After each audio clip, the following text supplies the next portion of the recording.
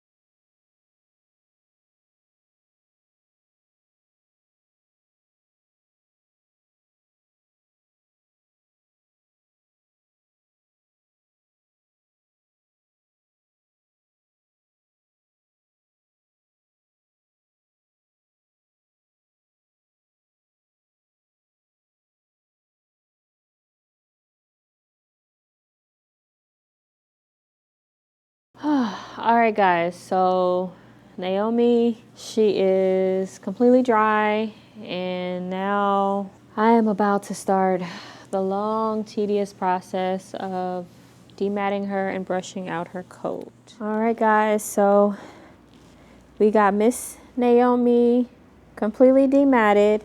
I have literally done no cutting of her hair. All of that black hair is all of the mats that have been brushed out of her coat. Now, her jacket is very thin, which is to be expected after doing that much amount of dematting. This is just going to be a part of the process though. I know some of you might think like, oh, why didn't you just shave her? Oh, that's cruel. And while dematting is definitely a process that we don't take lightly, this particular client has invested a lot of time and energy and money in maintaining his dog's coat. And unfortunately, one situation in life happened where, you know, they just fell off of what their normal routine is. And so in cases like that, dematting, especially if it's possible, if this coat was a pelt to where there was absolutely no option, obviously we would have shaved it. But being that we knew with just some, you know, cleansing and conditioning and some time and energy, we could get these mats out, it's not a problem. This obviously is not something we would do on a regular basis. Say, for instance, if he didn't come in for the next 6 months and continued on this pattern, it would get to a point where we'd have to have a conversation where, you know, this is no longer beneficial for her. This is not anything that we want to continue to put her through, and we're not doing it anymore. And as groomers, we do have a responsibility to our clients, our pets, that, you know, dematting is not fun. And thankfully for me, she is a very, very good girl because she is so used to being groomed. She's so used to being combed. Her owners band her top knot every day. So she's very much used to being handled and combed and brushed and everything. This process would have been a lot more difficult if she wasn't. Being that she is, I'm very thankful. So yeah, she's a sweet old girl. And now that we got everything prepped, we're gonna go ahead and set her pattern. I don't think that I'm really gonna take anything off of her jacket today. Maybe just tidying up the bottom, just because, like I said, it is pretty thin and sparse at this point. But everything else will definitely get a good trim. We'll shape up her rosettes, her pom-poms, do her feet, and get her looking a little bit better. So I am going to use my Bravura with the number 2 setting. He doesn't like the pattern being all the way shaved down like normal. You would do a 10 blade. Show trims, I know they use a 40, but he likes to leave just a little bit more hair on them. So I'm gonna do a 2 comb on the pattern and get everything shaped up nice.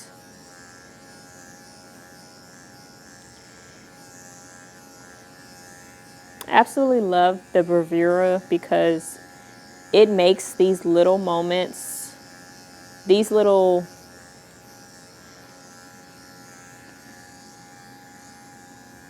times where you don't really need your entire clipper and to put a giant blade on it, just something quick. This makes that so much easier. And being that it's smaller too, you can get into tighter spaces, and I just really enjoy having this as a part of my resources.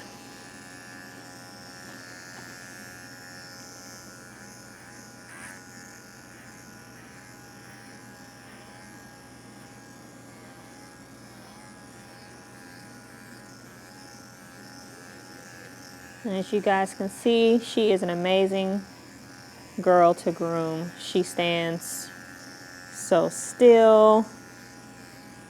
She doesn't pull. She doesn't complain.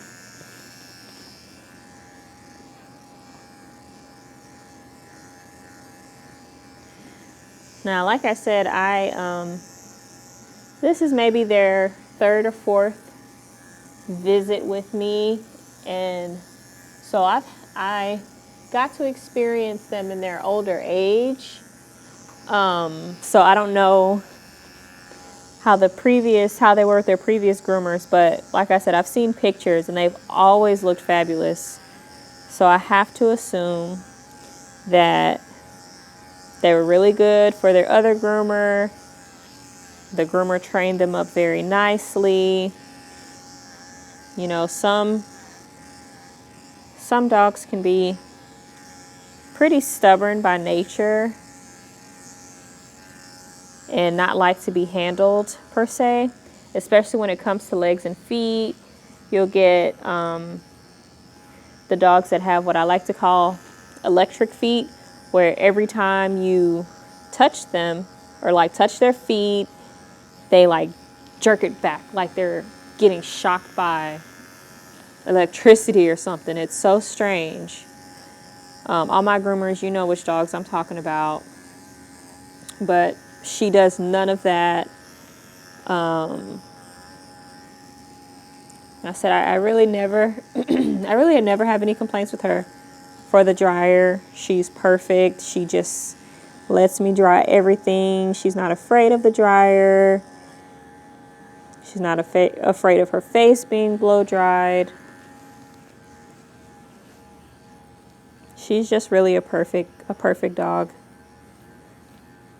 And her sister is too. Both of them, actually all three of them. The toy poodle, he's really, really good too. His only wild card is that he pees when he gets really excited, and he is a very, very happy, friendly, social dog.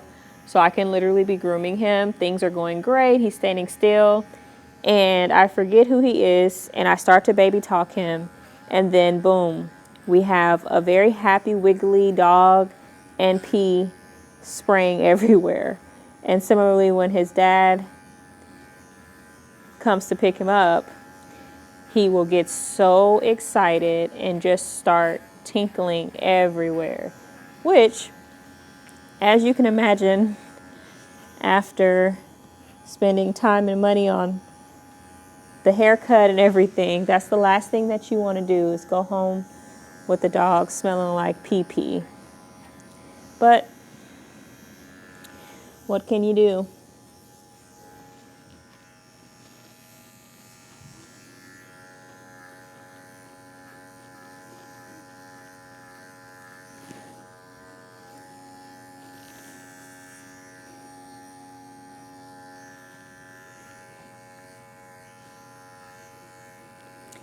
If you're watching this video in this present time, I don't know where I'm going to post this, in what form I'm going to post this. I don't know if this is going to be on the YouTube channel, maybe segments on our TikTok page, but wherever you are watching this, thank you for watching. And it's been a very long while since we have been posting our grooming videos, grooming content consistently. And since we opened our salon, and praise God, we've just gotten so busy. Recording videos is not one of those things you really have the time or energy for, especially when there are lots of dogs to groom, employees to manage, and phones to answer, appointments to schedule, customers to serve. And so just so happened to catch this on a day where I knew that it's going to be a late one. We close at 3 o'clock. It's 6 o'clock and I'm still here. And partly one of those reasons is because I double booked myself. I have a hard time how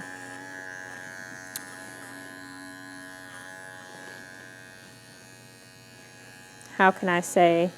I have a hard time not saying no, but when it's certain customers, like for instance, this client, when he called or reached out to book an appointment, I already knew that the girls absolutely needed to be groomed. And even though I may not have had any appointments until like maybe a week and a half, I knew that they couldn't wait that long. Like whatever condition they were in, it was only going to get worse. And moments like that, I do feel like I just want to help. And in my mind, I'm thinking, yeah, we can get this done. And oh, I can do it. And then the day of, a lot of times I find that I have bitten off way more than I can chew. But what can I say? I absolutely love what I do. I love my clients. I love the dogs. I love serving, I guess, in general. I like to please people, and so this job definitely gives me, I guess, a little bit of all of that satisfaction. There's nothing better than having, especially a new customer, come to you and they tell you, oh my gosh, this is the best that my dog has ever looked. Or having a lengthy conversation with a longtime customer and just thinking about how farther your relationship has grown. We've been here 3 years this November, and a lot of my clients that are here now not only started here with us when we first opened the very first day, but followed us from our previous jobs, our clientele that we had developed previously. And so a lot of these people, okay, she just donkey kicked my clippers here. It must be tickling her feet, tickling her paw pads. But a lot of our clients here literally watched their kids grow up, because 3 years ago they may have just had a baby and they're coming in with their dogs and it's like, oh my gosh, you're pregnant. And now 3 years later, though that same baby is coming in here saying hi to me, and it's just it's amazing. It's an amazing career. It really is. Don't get me wrong, it definitely has its ups and downs, as does any other thing in life. But for me, the pros definitely outweigh the bad. And let's see, I've been grooming since 2009. I say grooming, but I started as a bather. There was a little dog grooming salon right across the street from my high school. I swear, I never thought that this would have been my story. Thinking about where I was, I would have never been able to foresee what God had in store for me the day that I walked into that place, just looking for a job on the weekends. Like, I was a 15-year-old, maybe even 14. No, maybe I was 15. My memory escapes me these days, but yeah, just walked in there looking for a job. So I was a bather. I would go after school, got out of school, walked literally right across. I worked for maybe like an hour, maybe an hour and a half until they closed. If there was any dogs left to bathe, I would get in there and bathe them, or pretty much just close up the shop, like clean up and get things prepared for the next day.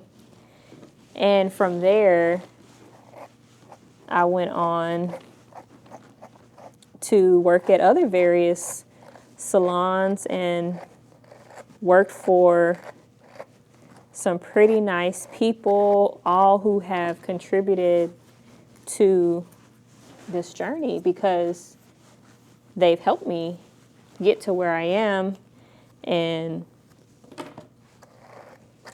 learned how to groom, got mentored by a lot of the people that I've worked for. Another thing about me, I don't know if this has anything to do with not liking change, but I tend to stay at the same. I've stayed at jobs for a very, very, very, very long time, for years, to the point where I consider my coworkers, my boss, like family. And I've been blessed for a long time to be in positions of getting to learn from those that I work for. And I've worked for some pretty good groomers, let me tell you. And my first job, that salon really set the stage for the standard that I know to be grooming now. I remember after I left there, and I think I had got a job at PetSmart. And this is no shade to anyone who works at PetSmart or a groomer or anything, because I know some awesome people who have groomed, still groom for these big companies or whatever. But from my experience, when I went there and worked as a bather, I felt like I could do a better job on some of those grooms than the actual groomers. And I wasn't even a groomer. I didn't even know what the heck I was doing, but I knew what it wasn't supposed to look like. Or rather, I knew what it was supposed to look like. And some of them grooms, that was not it. Even bathing, I firmly believe that bathing is one of, if not the most important part of the grooming process. You can be the best groomer in the entire world, but if you have a dog that is dirty, whose coat has not been properly prepped, properly brushed out, properly dried, that groom is not going to come out good. Like, I don't care who you are. That's what I firmly believe. And so if there was anything that I knew, was those dogs had to be squeaky clean and they had to be bone dry, because the groomers that I was raised on, oh, they sent you back to the tub. If the dog came out, ears were still wet, didn't smell clean, maybe it was still greasy, oh no, they were sending you back to rebathe that dog. Anal glands, if things smelled like anal glands, you were going back to the tub. And so then you like had a choice. Okay, you do it the right way and go on with your day, or you waste more time and have to rebathe the dog. So you quickly learn how to do things properly so that you don't have to go back and rebathe the dog. Now, back then, I did it because I didn't want to have to rebathe the dog. I was not a groomer. I was only a bather. So I had no appreciation for what a clean, dry dog does for your grooms. I had no appreciation for it at all. So I wasn't doing it for the reasons that I do it now. Obviously now, I want these haircuts to look amazing. I want these dogs to feel amazing. So they're going to come out squeaky clean. I want my haircuts to reflect the value that I offer my clients. And so I'm going to make sure that all of this stuff is done. And now that I'm here, now that I'm older, even before now, but now I see why they would send you back. And I'm so glad that I had, what would you call it? I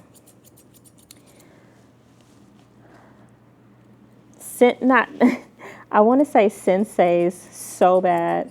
That's kind of what they were. My teachers, my mentors. I'm so glad I had role models who cared enough to not worry about if I was going to get upset or have an attitude, because like I said, I was 15.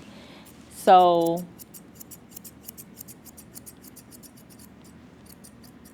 all y'all, well, maybe not all of you, but most of you, you know what it's like dealing with a teenager with an attitude. So in the workforce, having to do that, you're basically raising up a child. And so I'm glad that I had guardians, if you will, who cared enough about what they did to not allow any sense of conflict stop them from doing what is right. So, and in turn, it has molded me to be the groomer who I am today. And not to mention any other groomers that I've influenced, because like that stuff, it stays with you. It literally stays with you. Some of the groomers that I see sometimes, and even here when we've had people apply to work here, some of the first things we judge them off of is their pictures. And we know firsthand, we know pretty quickly whether this person has the foundational skills that we're willing to work with, because we know everybody's not going to be on the same like grooming level as us. And I'm not even saying that we're that great, because there are so many other much more advanced groomers than us. And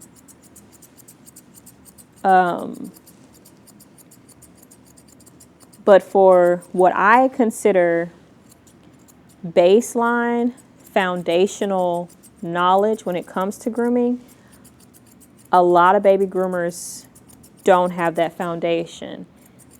And it's either because they weren't taught, they weren't prepared for what it really, I don't want to say what it really means to be a groomer, but if you don't have a passion to seek further knowledge in whatever career you're in, if you're happy just being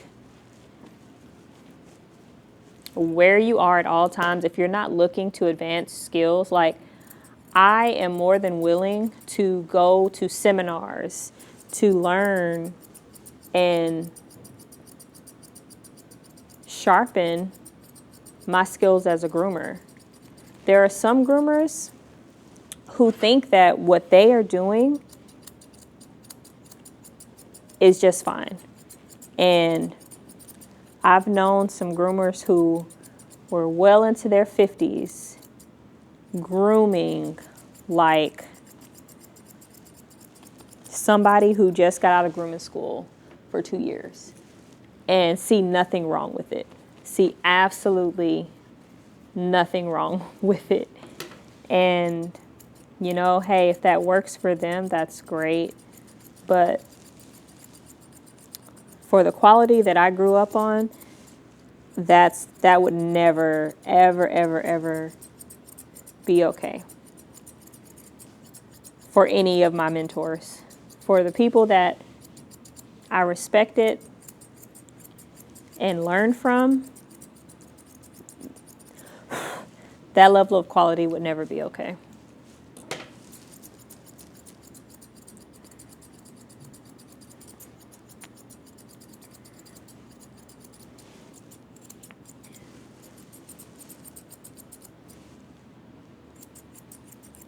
One of my favorite things about scissoring a coat is it's like carving. You start out with a certain shape, and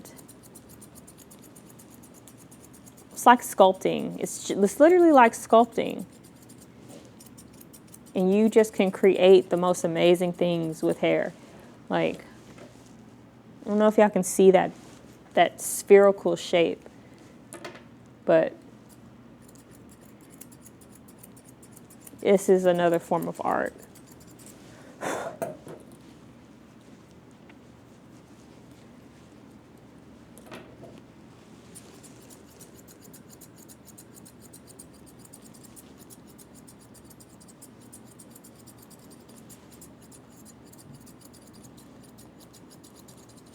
I remember the first time that I ever attempted, when I say attempted, the first time I ever did a Continental clip. And I was nowhere near, had any lick of qualification to do it. But I was not backing down from the challenge. And even now, I have not been, how do I say, in my opinion, properly trained on this clip, because I have never worked with, say, a breeder, a show groomer on this clip who does this regularly to correct me on certain lines and, all the necessary points and measurements and things like that. But even still, I have taken the time to do online learning and really understanding what is the point of this haircut? Why is this haircut, why does it look the way that it looks? Because it's all for a reason. And I remember when I did that Continental clip the very first time, I wonder if I have a picture of it somewhere. If I do, I'll maybe attach it or whatever. But I remember the very, very first time, one of the things that I did, because I didn't understand the rosettes. I didn't understand the placement of them. How are they, where are they supposed to be placed in relation to everything else, and so on and so forth. And so I remember I got, I think I got some type of cup or something. And these are the words of a baby groomer. So all of y'all who go and in no way am I saying that do not get your dogs groomed by someone who has little to no experience, because we all have to start somewhere. We literally all have to start somewhere. And what I'm saying is, this is the thought process. This is the rationale of a baby groomer. And I remember I got a cup or something, and I put it over the hair because I was like, oh, it's a ball. Okay, it needs to be in the shape of a ball. And I put that cup over there, and I remember I cut my scissors around it and basically cut out the shape of 2 circles. And now that I am way more experienced, I've done way more research and studying on this clip. Now I understand that it's not just 2 circles.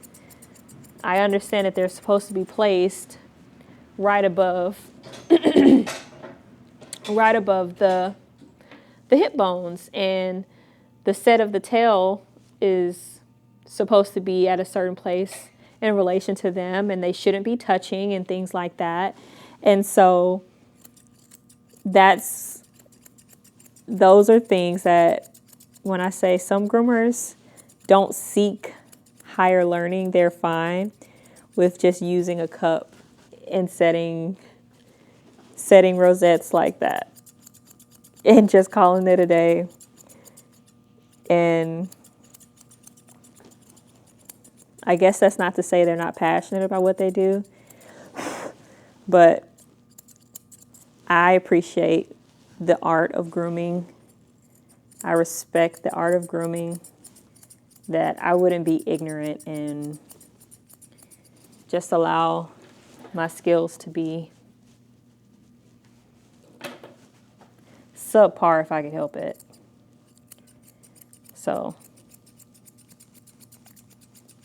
but for some people, that's not the case. But like I said, I really love this job, love this career, love what I do. And I never thought that I would be here at 33, I think I am. I think I'm 33. Yes, I'll be 34 next year. I never thought in a million years that that little girl who walked over there to Fifi's dog grooming after school every day on Saturdays would grow up to have her own salon. And not only that, but my husband grooms as well. And we've built this thing together, and he's been a huge pivotal part in making this dream come true. But never would I have thought that this was going to be my life.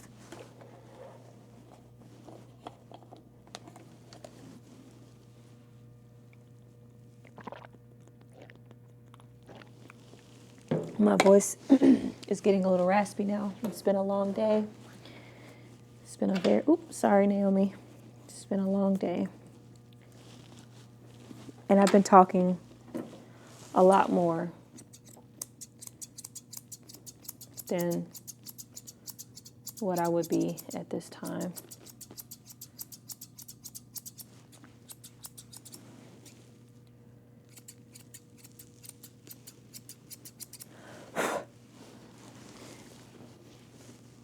$6:30.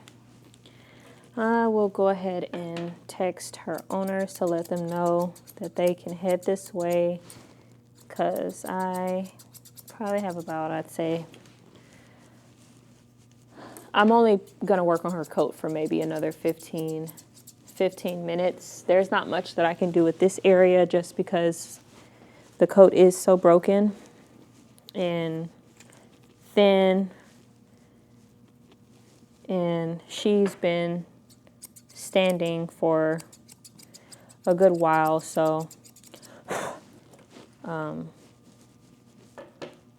this is just something that is going to have to do for today. That's another part of this job. You have to learn when to say when.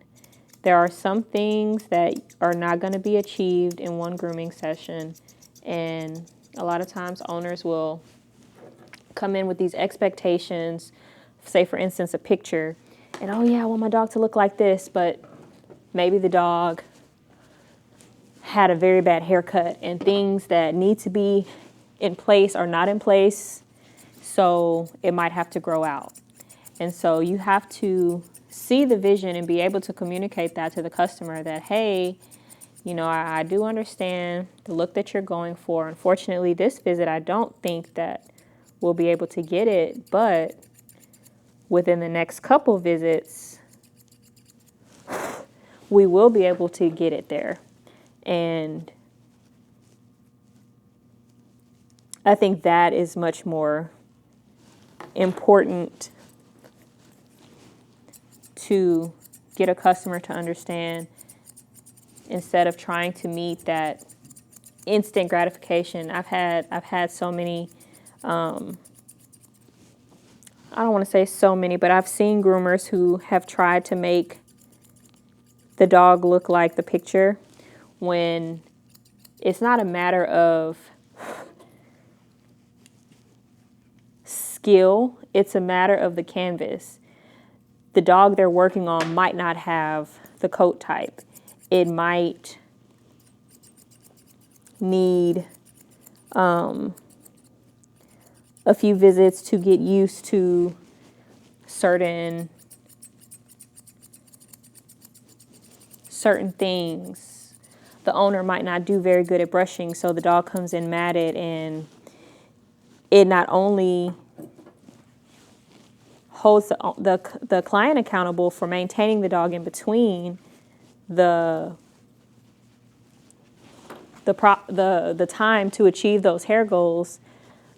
Because if they're supposed to, if you say, hey, within the next 2 grooming sessions, I can get your dog to look like that, but I need to see your dog every 4 weeks, and this needs to be combed, this part needs to be left alone, and that gives some type of accountability to the owner that, hey, you have work to do as well. Because I know it might seem like, oh, you take your dog to the groomer and they're just supposed to make the magic happen. They're just supposed to, boom, it's your job. This is what you're supposed to do. But you can only do as good of a job as what canvas that you're working on. And if a customer comes in and they've chopped this part of the head because, oh, Fluffy couldn't see, but make the head round. You have to have a conversation that, well, Fluffy's head is not going to look round today because this part needs to grow out, but I assure you, as long as you don't cut into the coat anymore and let this grow out, we can get it to look like this in no time. So I think responsible pet groomers have those conversations with their clients. And I think we're really the forefront on what is acceptable in the average pet parent's expectations. A lot of times the expectations are way too high because nobody has told them or nobody has shown them that this actually works this way. It does not work that way. Your dog is not coming here. It's not being put in a microwave. Maybe one time I am able to get your dog done in an hour and a half. But that doesn't mean that it's going to be able to be that every single time, because what happens if there's one day that the dog has an accident and you have to spend time cleaning and rebathing? Or we're not going to pretend that dogs don't have bad days. They don't get to tell us, hey, I'm not feeling the best. I don't want to go to the groomers today. And so they come in, they're acting a little bit more anxious than usual. You got to go slower with them. Things like that. And, you know, dogs have feelings just like us. They have energy just like us. And they're not just like stuffed animals that are just going to stand still like Naomi. She just stands still like a stuffed animal. But, hold on. I'm just going to go ahead and text for her.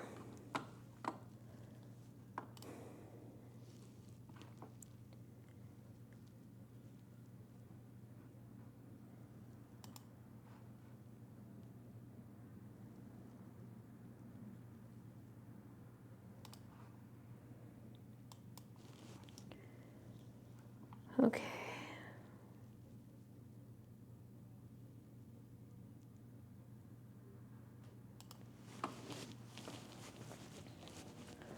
What was I saying? But yeah, there's just so many nuances with dealing with, like, they're live animals. They're not just inanimate objects that You know, they have souls, they have feelings, they have thoughts, and all of that stuff should be respected. So,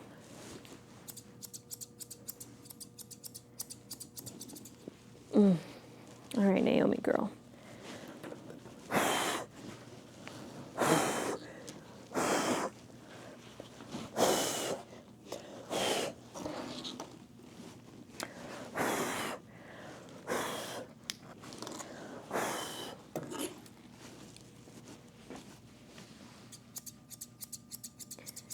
I am very happy with what we got done on her today. Even though she was a lot of work, this girl here is a true champion. She is so patient and so sweet. If there was any dog that I would want to go through this with, it's her. And that's another thing. Sometimes you can't make a dog look. Sometimes you can't give a dog a certain haircut because the level of stillness that's required to achieve that haircut is not possible for the dog you're working on. I've had clients where they say they wanted clean feet, for instance. Say it's a poodle, a standard poodle, toy poodle, any poodle, and they want the feet shaved. But the dog is so bad for getting its feet shaved to the point where it constantly pulls, it's fighting, it's crying. It's just a whole hassle. I've had to have a conversation. We're not going to be able to do clean feet anymore. Fluffy does not like getting his feet shaved. I think it would be in Fluffy's best interest if we just do one length, whether that be a longer length or a shorter length on the feet. I will not go in between the toes individually to do the clean feet. And that's my right as a groomer, a pet stylist, and that's also the right of looking out for what's best for the pet as well, because you want them to have a good experience. You don't want them to come here and be stressed and, oh, I know this person is about to do that thing that I just absolutely hate. And so if you can have that conversation with the client and say, hey, I think this would work better if we did it this way, definitely have that conversation. Definitely advocate for yourself and for Fluffy.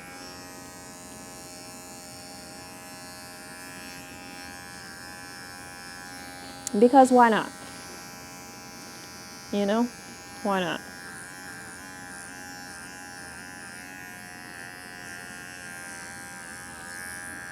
Good girl, Naomi. I love her name, Naomi. Pretty sure it's like Naomi Campbell, which I think is so fitting.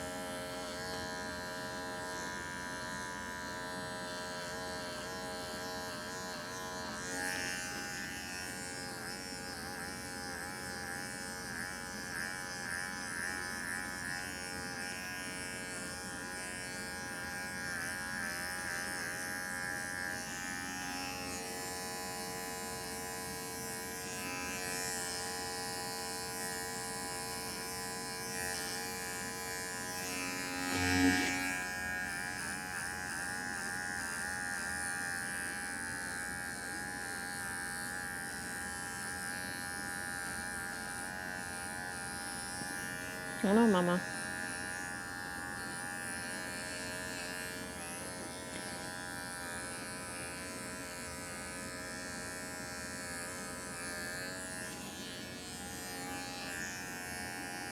Ooh.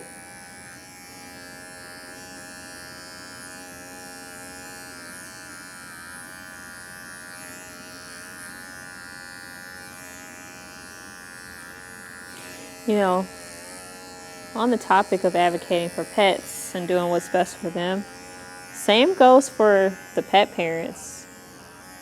If you have a client who,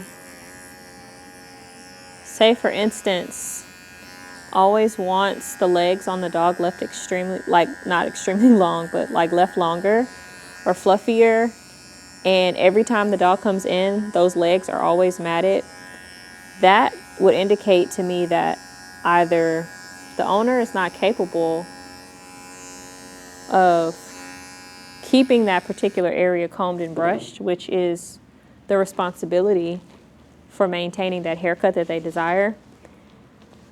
And so that's a conversation of, hey, perhaps we should go shorter because every time Fluffy comes in, the legs are matted. And even if you have to walk them through the proper way to comb and brush, because that's also some owners, a lot of owners actually are ignorant to the process, which, you know, makes sense.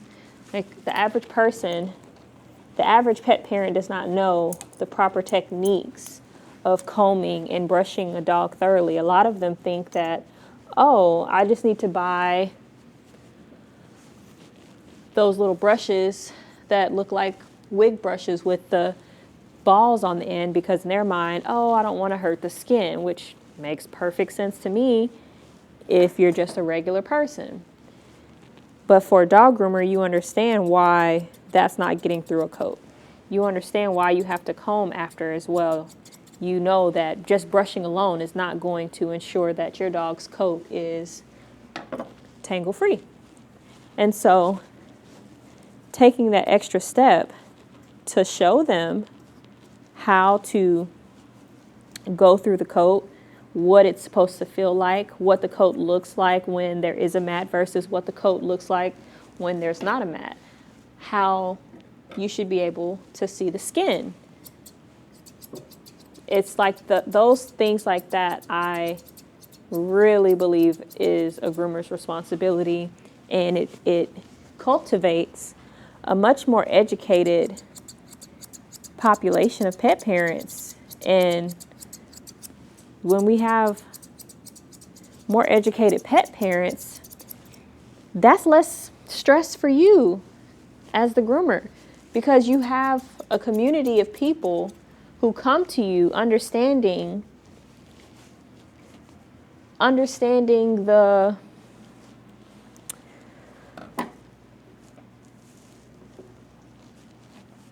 things that you're up against.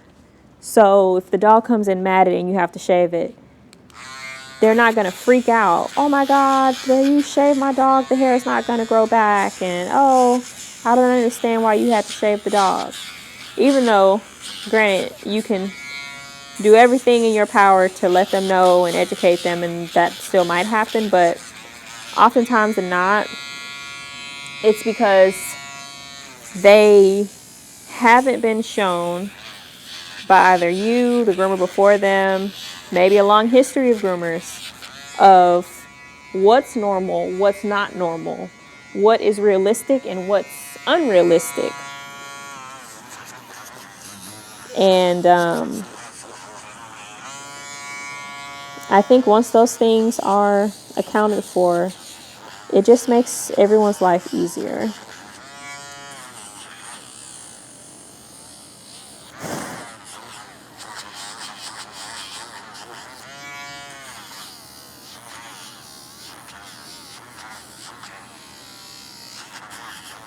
Oh, look at this. I can Dremel this girl's nails, no problem.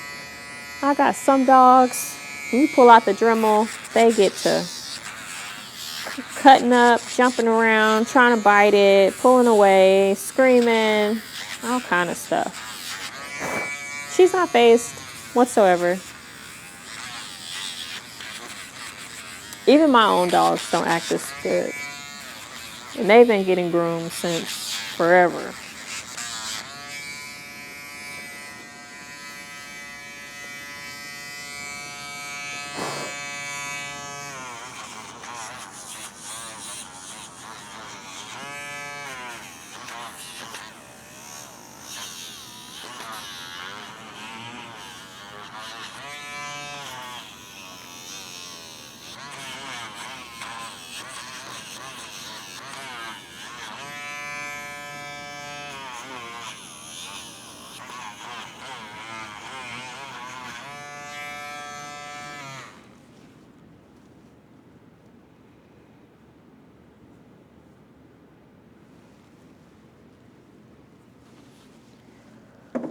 Okay.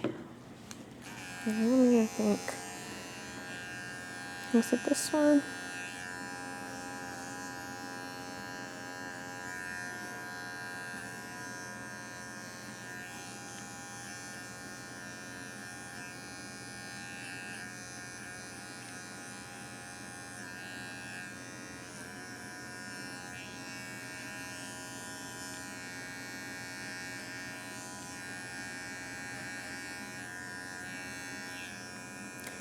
You know, another thing that I just thought about, that on top of bathing and properly drying a coat that will make your grooms not look good, is if your equipment is dull, you have cheap equipment, things like that, that will definitely affect the quality of your groom as well. And in this particular area, I've literally had multiple new customers come in and, oh yeah, the last groomer this, or not even the last groomer did anything, but after I got done grooming their dog, and they're like, oh my gosh, my dogs never look like this. And I'm just thinking to myself, ma'am, your dog gets a number 7 all over a teddy bear head. What do you mean? Like, this is elementary work. And what it is that, you know, some groomers just either don't have the eye to see, maybe they missed hairs, maybe their blades weren't sharp enough, and so now there's like uneven lines in the coat, all kind of things. Coat's maybe not 100% dry, so now the coat looks all crinkly and nasty. And so it's just stuff like that it just blows me away. But yeah, so I will say we are done with Miss Naomi here. We are done, and I'm just gonna put one more. Ooh. Hey! Oh, that's such a pretty girl. Yes. Okay, so Naomi just left, and